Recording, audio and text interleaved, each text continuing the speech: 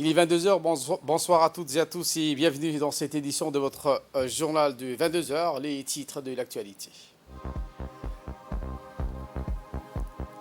Ouverture du sommet sur la recherche des changements climatiques, c'était ce matin présidé par le président de la République Ismaël Marguerite au Djibouti Palace Kempenzi. Et dans l'actualité internationale, un incendie se déclare sur le mont Kilimanjaro en Tanzanie. C'était les titres. Merci si vous nous rejoignez sur Télé Djibouti. Sous la houlette du chef de l'État et chef de gouvernement Ismaël Marguerite, la République de Djibouti a abrité aujourd'hui le sommet international sur la recherche des changements climatiques.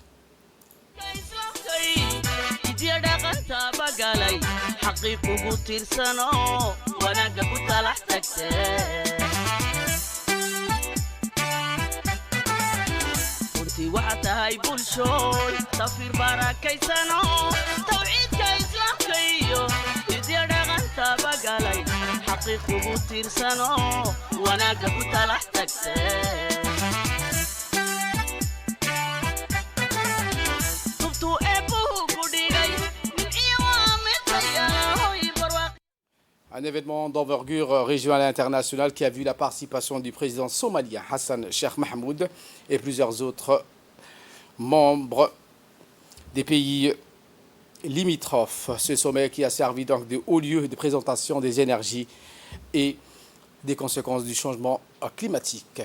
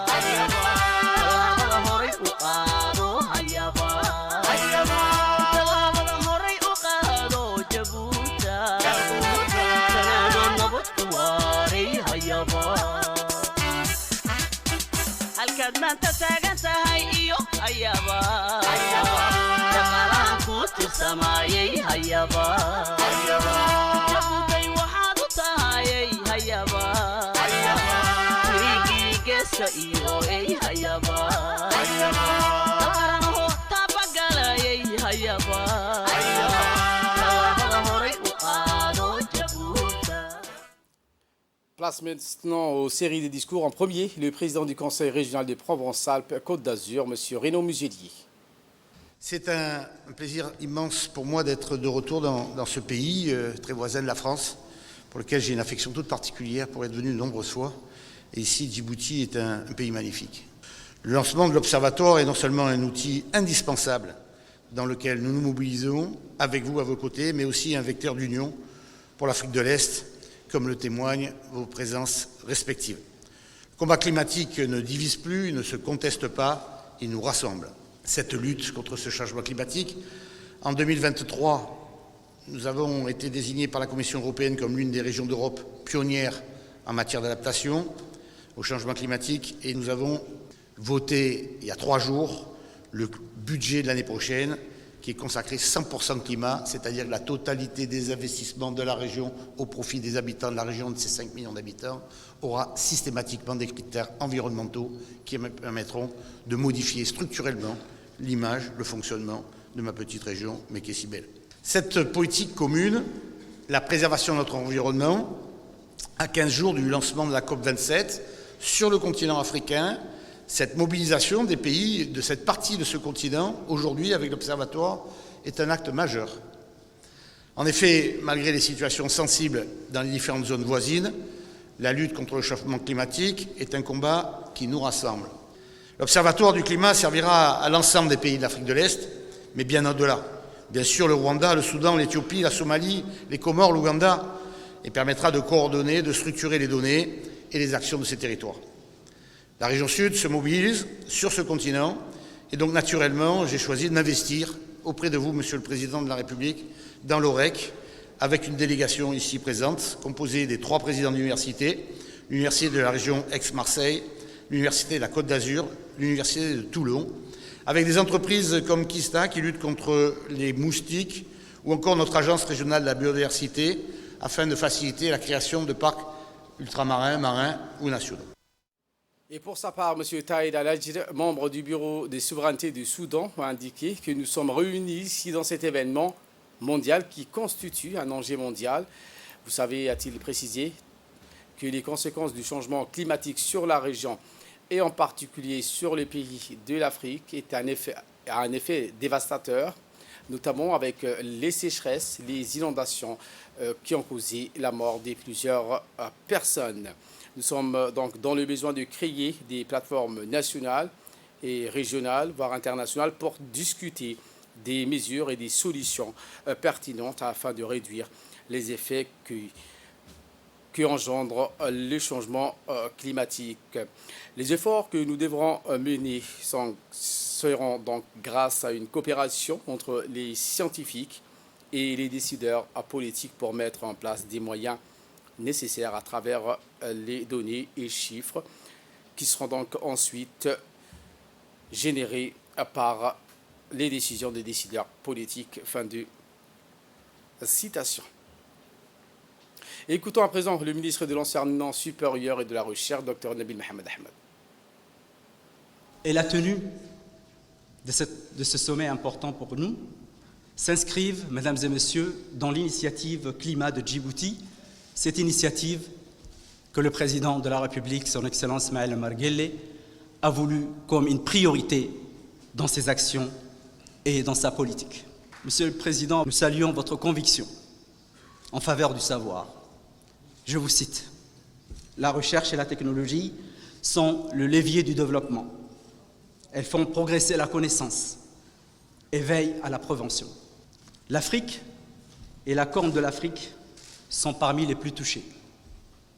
Une augmentation de 2,7 à 3,6 d'ici 2080, avec une augmentation depuis 1979 de 0,1 à 0,3 degrés chaque 10 ans. Le Sahel et la Corne de l'Afrique risquent d'être inhabitables au cours des prochaines décennies, en raison des vagues de chaleur qui devraient dépasser les limites physiologiques et sociales de l'homme. Les conséquences sont déjà partout perceptibles.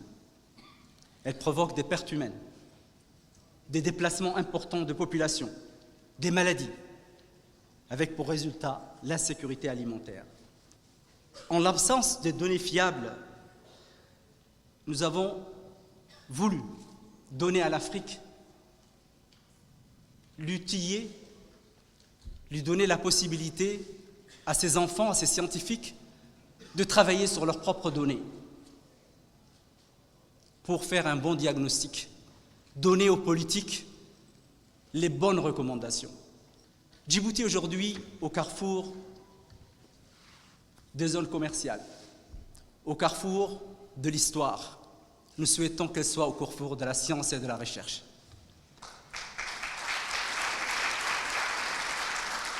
C'est pourquoi en 2015, le président de la République, son Excellence Ismaël Omar Guelleh, a jugé nécessaire, dans son discours, de créer cet observatoire, pour que la région puisse disposer d'un observatoire qui puisse lui permettre et permettre à tous les chercheurs de travailler en réseau, d'optimiser nos moyens, de ne pas attendre que ça vienne de l'extérieur. Et c'est ce que nous avons fait, Monsieur le Président. de mettre à jour la base de données de nos connaissances scientifiques. Aujourd'hui, des jeunes africains de la Corne de l'Afrique de l'Est travaillent ensemble pour proposer des modèles climatiques. Et nous avons des jeunes chercheurs, Monsieur le Président, pour que nous puissions travailler ensemble sur nos schémas de recherche et sur nos schémas d'adaptation. Proposer des recommandations sectorielles pour les changements climatiques dans ce contexte de réchauffement qui nous touche. Et Djibouti est un grand laboratoire parce que sur un petit territoire, vous avez la mer, 375 km de côte, mais vous avez également les montagnes et vous avez également des terres arides et semi-arides. Le président de la République fédérale de la Somalie, M. Hassan Sheikh Mohamud, s'est exprimé en ces termes. Your Excellency, President Ismail Omar Guelleh, distinguished guests, ladies and gentlemen, it's a great honor and privilege to attend the opening ceremony of this regional research center on the environment and the climate. Au nom du gouvernement et du peuple somalien, je tiens à féliciter le gouvernement de la République de Djibouti et son peuple pour avoir organisé ce sommet, la voie de l'adaptation et de la résilience durable. Nous sommes au milieu de l'une des pires sécheresses de l'histoire. Après l'échec des 4 saisons des pluies consécutives en raison de l'impact du changement climatique, la recherche scientifique a montré que le comportement humain a contribué de manière exponentielle à l'état actuel de notre environnement.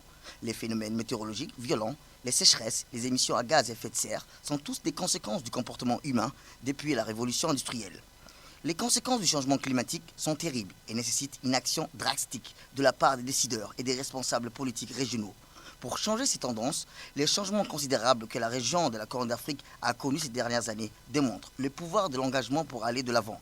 Les dirigeants de la République de Djibouti, sous la direction de son Excellence, le président de la République, son Excellence Ismail Omar Guelleh, se sont engagés à répondre à l'aspiration de leur peuple et à un avenir meilleur qui commence par le développement et la protection de notre environnement pour les générations futures. Nous sommes au milieu d'une des pires sécheresses de cette région. Des millions de personnes dans cette région sont touchées par l'insécurité alimentaire. Les agences humanitaires luttent pour faire face à la demande de toujours croissant alors que le soutien des partenaires de développement s'ennuie. Les bétails est une ressource de revenus pour les éleveurs qui représentent la majorité de la population de la région et contribuent également aux revenus du gouvernement. Il fournit également des emplois à un large éventail des professionnels et d'autres prestataires de services. Les sous-secteurs de l'élevage pastoral offrent des opportunités d'emploi directs à plus de 55% de la main-d'œuvre totale, ainsi que des emplois indirects à autres segments importants de la main-d'œuvre le long des chaînes de valeur de l'élevage. Prenons la parole également le chef de l'État, Ismail Omar Guelleh, donc a indiqué du haut des tribunes. Voici ses propos. Bismillahirrahmanirrahim. Alhamdulillah, salatu wassalamu ala rasulih al-amin. Sayyidina wa Habibina Muhammadin sallallahu alayhi wa sallam. Je voudrais d'emblée remercier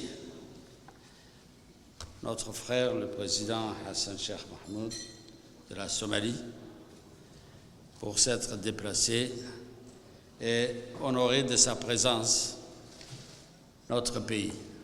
أخونا عضو مجلس السيادة في السودان أهلا ومرحبا بكم.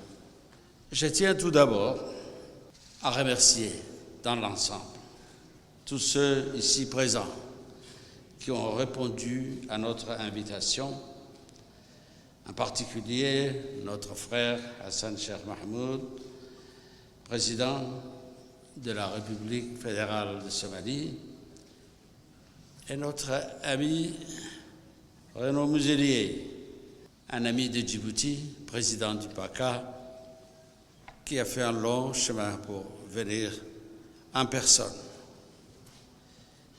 Merci de ta présence. Les ministres représentant les présidents qui n'ont pas pu se déplacer, les chercheurs, les représentants de la société civile et les étudiants. Il est confirmé que l'utilisation des combustibles fossiles est l'origine principale de cette situation. Bien que faible émetteur de gaz à effet de serre, nous en subissons malheureusement les lourdes conséquences. Les sécheresses, les inondations, la destruction des habitats, l'insécurité alimentaire, les problèmes de santé, les migrations, voire les conflits qui accentuent la vulnérabilité des populations les plus fragiles. Bien que l'Afrique contribue relativement peu au réchauffement global, plus de 180 millions de personnes en Afrique subsaharienne pourraient mourir à cause du changement climatique d'ici à la fin du siècle. Actuellement et plus proche de nous, la situation dans la Corne de l'Afrique est alarmante, car la survie de 10 millions de personnes est menacée par la sécheresse. Faut-il encore le rappeler à Djibouti, les périodes de sécheresse de 2008 à 2011 ont causé une perte de 177 millions de dollars, soit 3,9% du PIB, et affecté 120 000 personnes, soit 15% de la population. Économiquement parlant, les catastrophes naturelles affichent déjà plus de 35,5% de notre économie. Nous poursuivons nos efforts à assister la population vulnérable en assurant leur sécurité alimentaire et sanitaire ainsi que leur bien-être.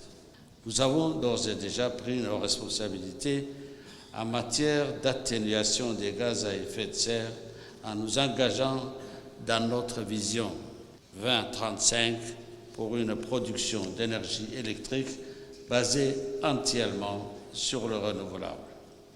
Pour confirmer cet engagement de réduire, la République de Djibouti a construit en partenariat avec l'Éthiopie une ligne d'interconnexion pour exploiter l'énergie hydraulique propre des barrages depuis 2011. Je propose à présent d'écouter la seconde partie du discours du président de la République. À travers les nouvelles réformes du secteur de la production énergétique, Djibouti a entrepris des programmes fondés sur le partenariat public-privé. Ainsi, une nouvelle centrale éolienne de 60 MW installée au Gouvet va être connectée au réseau électrique national avant la fin de l'année grâce au nouveau poste électrique de l'EDD construit au Gouvet. Par ailleurs, l'énergie solaire verra d'ici peu une nouvelle centrale solaire d'une capacité de 30 MW qui viendra renforcer le réseau électrique national en énergie renouvelable. Enfin, le pays a lancé plusieurs programmes d'exploration géothermique qui représentent un potentiel important qui devrait contribuer pleinement au passage aux énergies renouvelables. Nous avons voulu aller encore plus loin en mettant au cœur de la problématique climat la recherche et la connaissance scientifique. L'objectif étant de combler les lacunes en données climatiques, disposer d'une plateforme scientifique ouverte à la région et à l'international pour mieux orienter nos politiques d'atténuation et d'adaptation. Dans ce cadre, nous avons procédé ce matin à l'inauguration de l'Observatoire régional de recherche pour l'environnement et le climat, un observatoire aujourd'hui opérationnel disposant d'équipements de qualité avec un personnel technique et scientifique à la hauteur des défis. Je tiens à féliciter le ministère de l'Enseignement supérieur et de la Recherche, ainsi que le CERD pour avoir tenu nos engagements et pour le travail réalisé. La tenue du sommet Changement climatique et recherche, le chemin vers une adaptation et une résilience durable est étroitement lié à cet observatoire. Nous sommes très heureux d'avoir parmi nous des décideurs politiques, des scientifiques, des experts, des techniciens, des personnalités du secteur privé, des bailleurs de fonds, des personnes de la société civile et des jeunes pour partager leur expérience et nous aider à mieux optimiser les travaux de l'OREC au service de la région et du climat. À la veille du COP 27 à Sharm el-Sheikh, en Égypte, COP qui cible la nécessité d'une transition juste. Djibouti est plus que jamais déterminé à prendre ses responsabilités.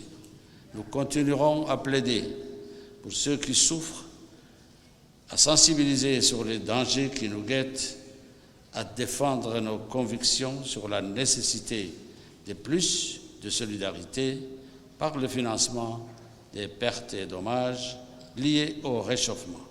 Nous continuerons de plaider pour plus de coopération et d'efficacité face au réchauffement climatique et ses conséquences sur le monde.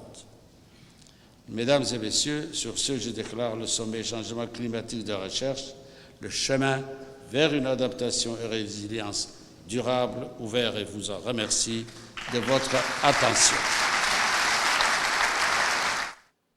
Ensuite, le chef de l'État s'est dirigé vers le CERDRE pour inaugurer cette fois-ci donc, le centre d'observatoire régional sur la recherche de l'environnement et du climat.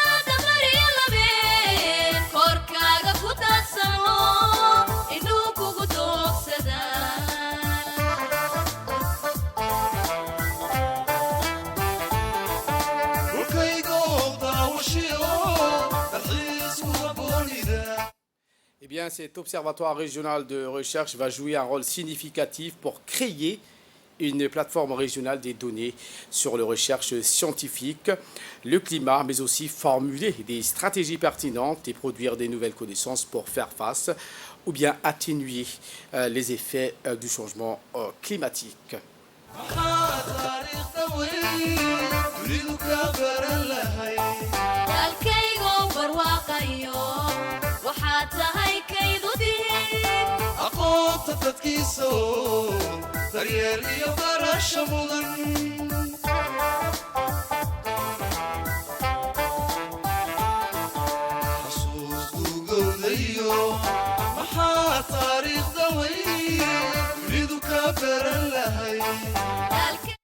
Le chef de l'État a été accueilli par le Premier ministre Abdelkader Kamil Mohamed, le ministre de l'Enseignement supérieur et de la Recherche, Dr Nabil Mohamed, et les responsables du Centre d'études et de recherche de Djibouti, le CERD.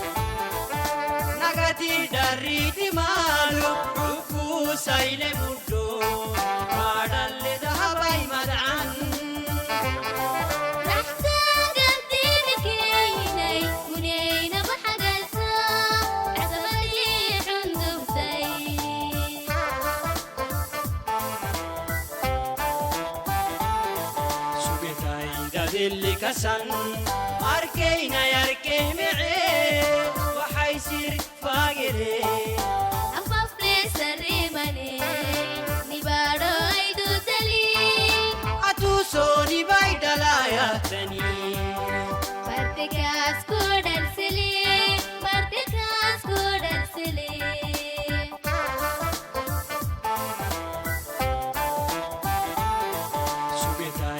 اللي كسن أركينا يركيه معي وحيصير فاقري أفضل سريماني نبارو عيدو تلي أتوسوني بايدلايا تاني مرتكاس كودن سلي مرتكاس كودن سلي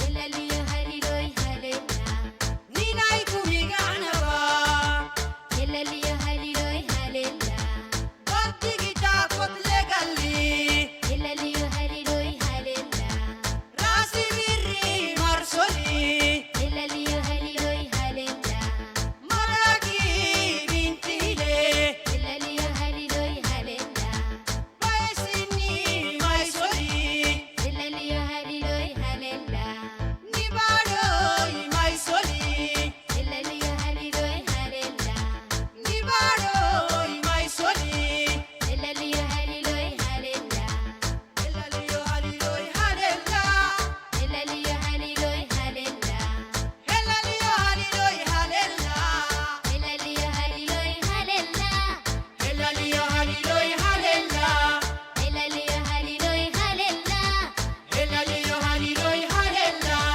هلاليو هليلوي هلنا هلاليو هليلوي هللا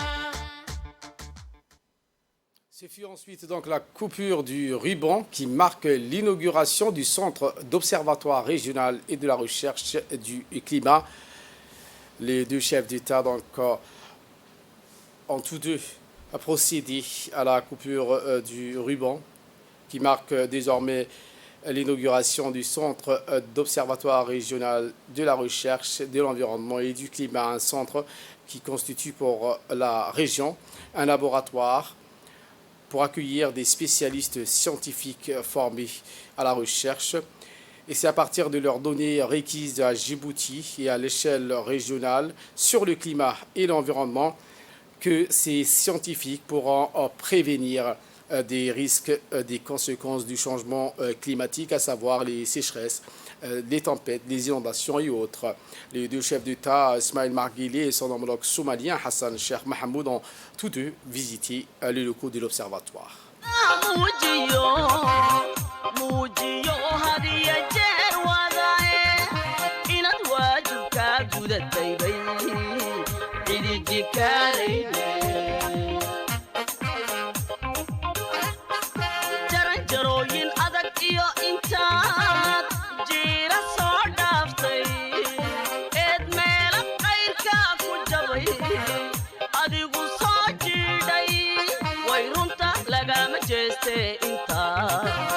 jariya bur fanatay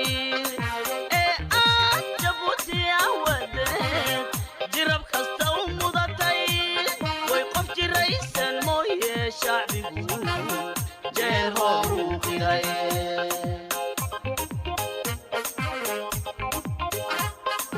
jaranjarooyin adag iyo intaad jira soo dhaaftay eed meela qayrka ku jabay adigu soo jiidhay way runta lagama jeeste intaad jariya bur fanatay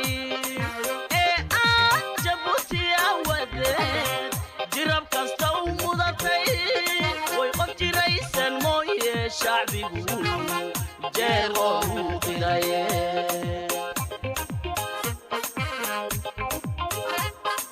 jawilagu tisqaadiyo wax qabaad dunida soo jiitay ka jawaabka baahida jirtiyo waxay bulshadu jiijan jirida u yagleel horumar jiil dambi u aayo mashaariicda kala jaadka qodobka laga jarayo jihaad baad ku keento raxma hoojine jawi lagu isqaadiyo wax qabaad dunida soo jiitay ka jawaabka baahida jirtiyo waxay bulshadu jiijan jirida u yagleel horumar jiil dambi u aayo mashaariicda kala jaadka ahee qodobka laga jarayo jihaad baad ku keento raxmaan kuguma hoojine intaad hawl u soo jilib dhigtaa jaallow loog yahaye jaliilka abaalmari dantaad. Puis après donc l'inauguration de ce centre, le docteur Nabil Mohamed Ahmed, ministre de l'Enseignement supérieur, s'est exprimé en ces termes. Un observatoire qui va traiter de tous les aspects du réchauffement climatique. Vous n'êtes pas sans savoir que la Terre se réchauffe, ça crée des problèmes d'inondation, de sécheresse et ça accentue la problématique de l'insécurité alimentaire et des conflits dans les pays de la région. Grâce à la vision du président de la République qui en 2015 a souhaité qu'il y ait un observatoire de recherche mais qu'il soit régional, ouvert à toute la région, à tous les scientifiques de la région mais également à l'international.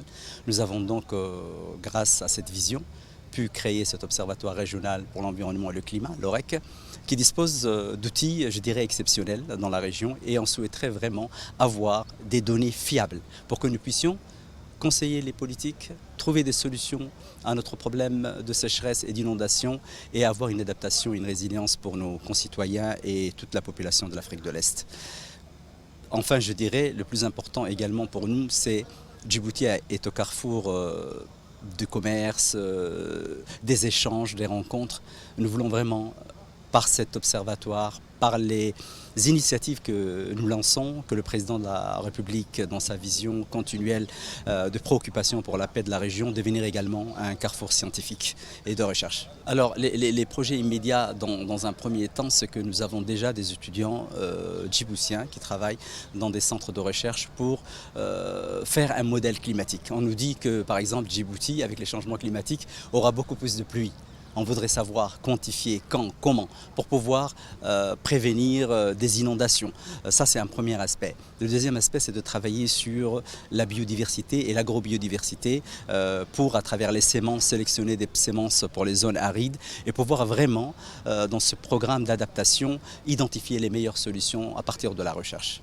À l'heure actuelle, ce centre est très bien outillé. Nous avons, comme je disais, des équipements exceptionnels grâce à l'Agence pour l'énergie atomique qui a investi et dont l'investissement également va se poursuivre. Nous avons d'ailleurs des témoignages très positifs de nos partenaires. Nous comptons également faire un partenariat, et il est déjà en route et depuis longtemps, scientifique, pour que nos Djiboutiens, les gens de la région puissent bénéficier d'un transfert de technologie et d'un savoir. Donc il y aura des échanges d'étudiants, de doctorants autour de cette plateforme qui sert à l'OREC et c'est une première en Afrique de l'Est. L'équipe des reporters a pu également interviewer le directeur général de l'Observatoire régional sur la recherche et le climat. Nous avons eu la chance en République de Djibouti d'avoir bénéficié d'une institution de la recherche scientifique dès après l'indépendance. Et cette structure s'est développée au cours du temps. Elle s'est élargie en 2002 avec la mise en place du Centre d'études et de recherche de Djibouti.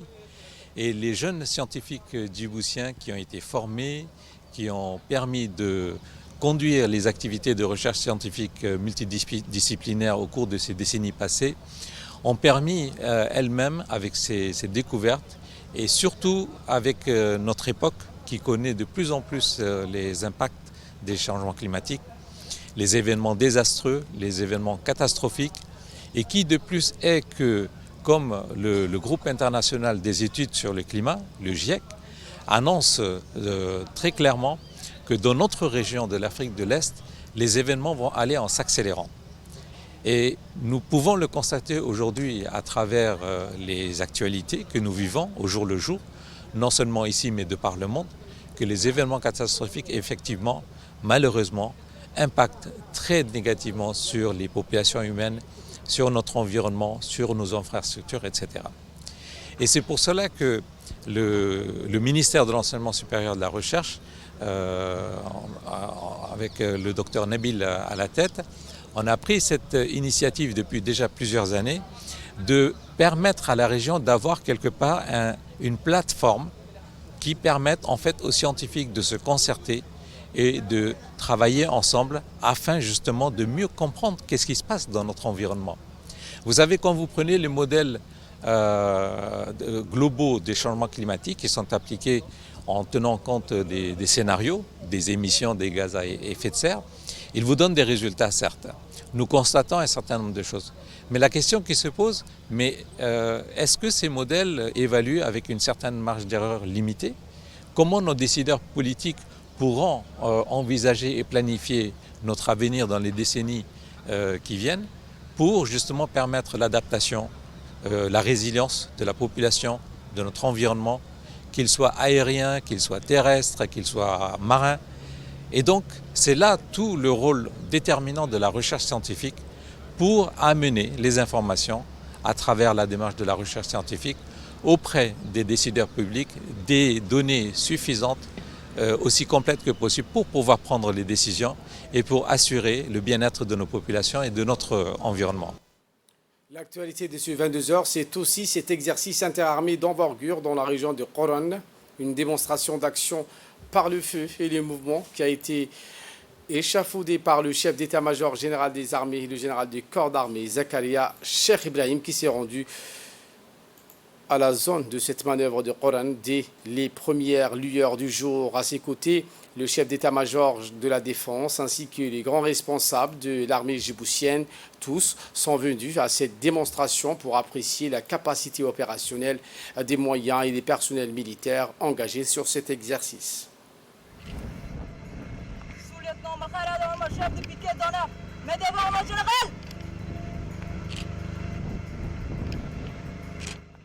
En théorique, l'ordre du bataille a été préparé et exposé par le chef du corps du régiment blindé, le colonel Daïl Hassan Abadid. Dans cet ordre figurait une situation à ennemi improvisé qui prévoyait la violation du territoire djiboutien par une force tierce. La mission de l'armée djiboutienne était donc de riposter le plus rapidement possible, de stopper l'avancée ennemie avant de le neutraliser.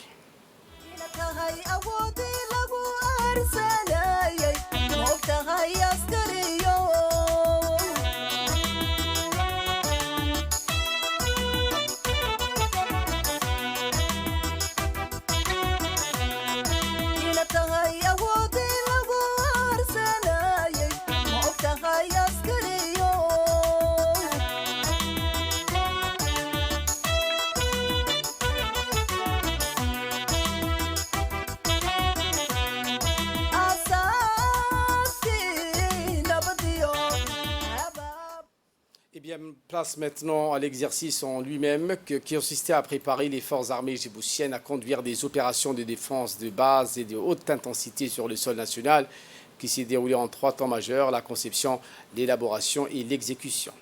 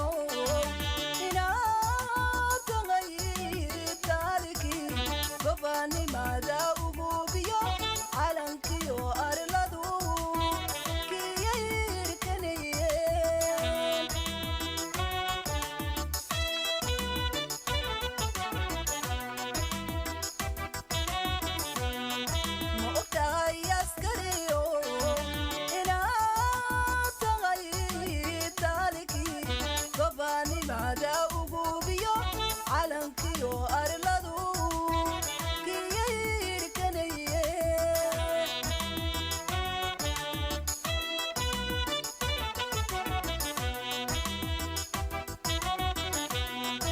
ila tahay awoodii lagu arsanayay moog tahay askariyo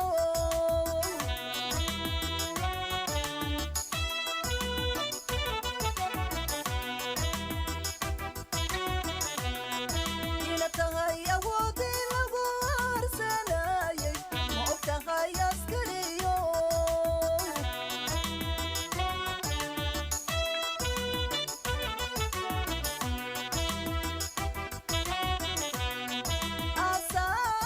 asaaskii nabadiyo abaabulihii guushiyo ambaqaadkii nabadiyo eebadii dagaalkiyo indhihiina tagay moog tagay askariyo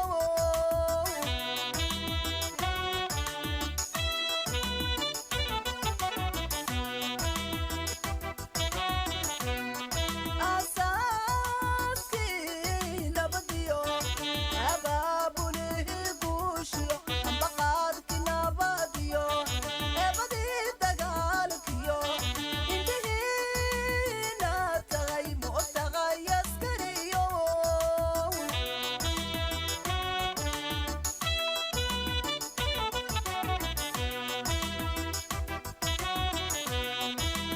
adduunyada dhammaanteed udubkoodii baato adduunyada dhammaanteed udubkoodii baato haddaan armi jirin odayada gaboobiyo ubadkiyo haweenkiyo oryuhu ma seexdeen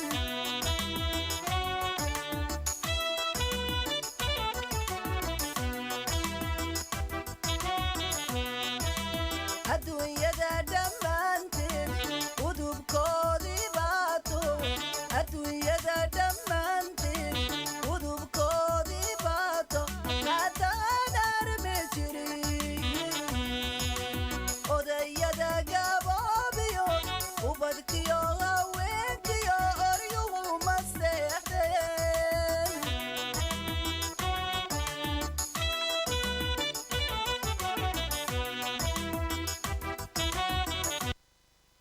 En nouvelle du monde cette fois avec cet incendie qui s'est déclaré sur le mont Kilimanjaro en Tanzanie, un incendie qui a dévoré les pentes du mont Kilimanjaro, plus haut sommet d'Afrique situé dans le nord-est de la Tanzanie. Plus de 300 personnes ont été déployées pour tenter de contenir le feu. Voilà pour l'essentiel de ce 22h. Merci de votre fidélité. Restez avec nous. Le programme continue sur Télé Djibouti.